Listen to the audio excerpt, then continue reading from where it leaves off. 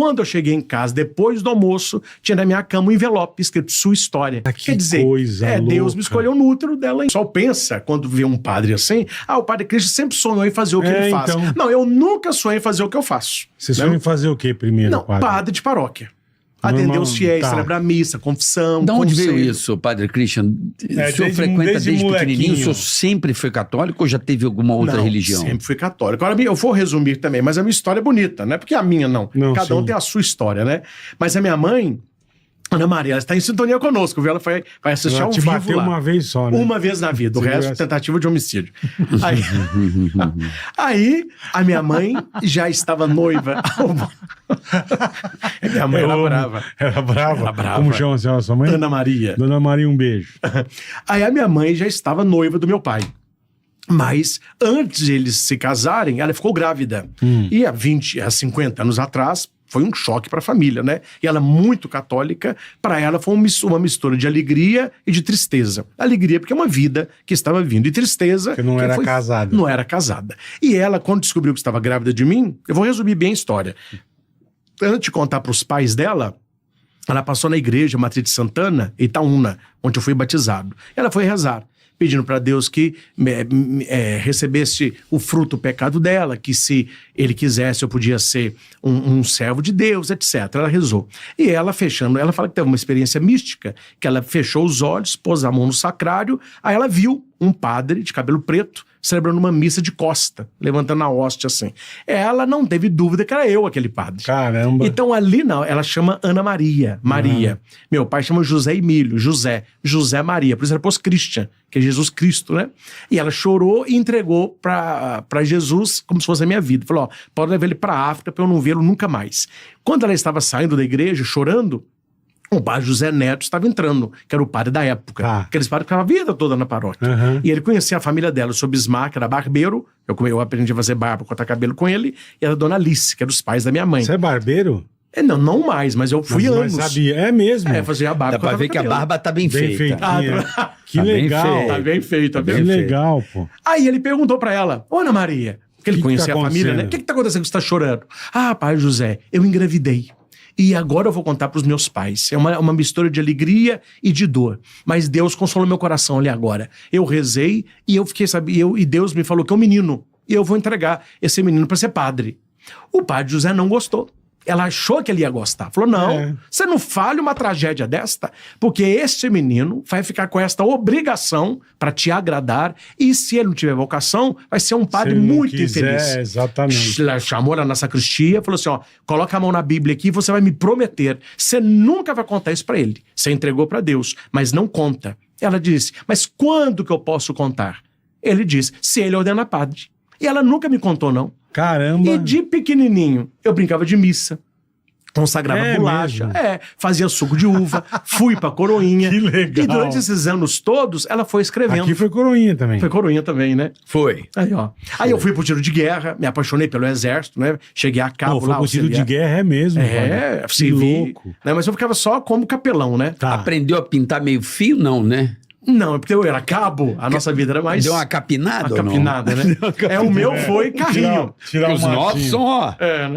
Então você era capelão do exército. Ficava lá. E aí foi. E depois eu fui tocar na fanfarra, falei com a minha mãe, né, mãe, eu tô pensando na minha vida, acho que eu vou ser padre. Ela nunca falou nada. Meu Deus. Ela falou assim, meu filho, vá, agora se você não quiser, a casa tá aberta pra você aqui, pode voltar. E eu fui pro seminário, foi uma caminhada mais complicada. Com quantos anos, padre? Eu fui com 21.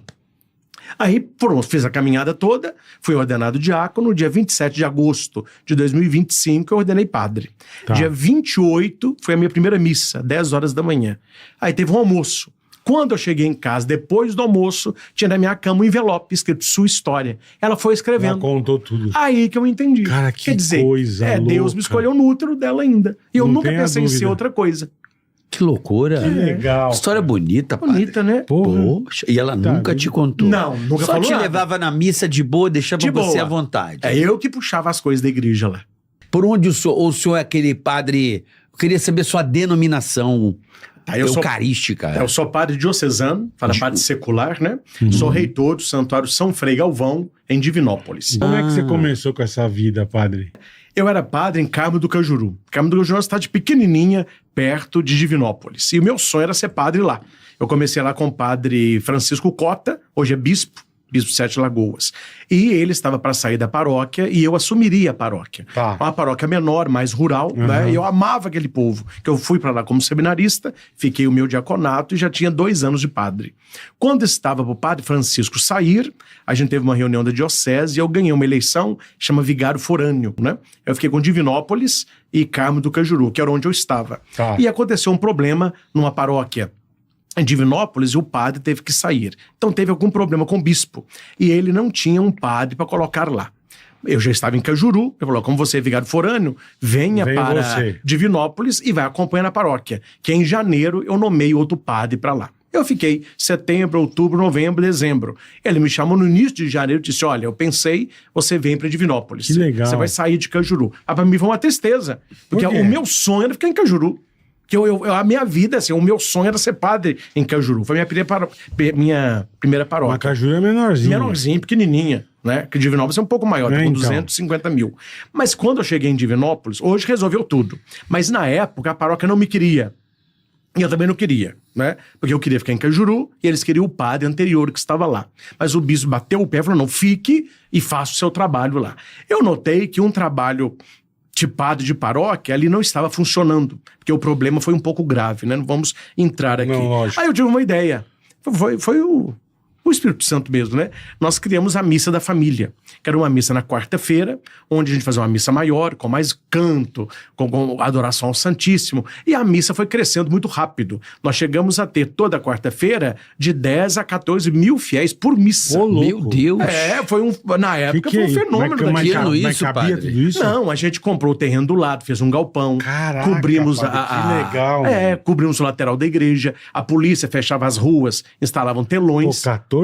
Era muito. 11 mil Tanto que foi pessoas. lá Que beleza. o Maurício Kubrusli, da Globo. Sei. Ele foi fazer uma reportagem lá, naquele ficou sabendo dessa missa. Foi depois que ele foi lá que a minha vida começou a mudar. As pessoas me viram e começaram a me convidar para eventos. Aí a coisa foi acontecendo. Comecei a ir para outras dioceses, as pessoas gostavam, um evento ia para outro, acabei indo para Canção Nova, peguei lá os acampamentos do saudoso Padre Léo, que era muito engraçado também, né? A partir da Canção Nova, eu fui também para a TV Evangelizar, que estou até hoje, com o Padre Reginaldo Manzotti, lá em Curitiba, tem umas participações da Rede Vida, e a coisa foi acontecendo.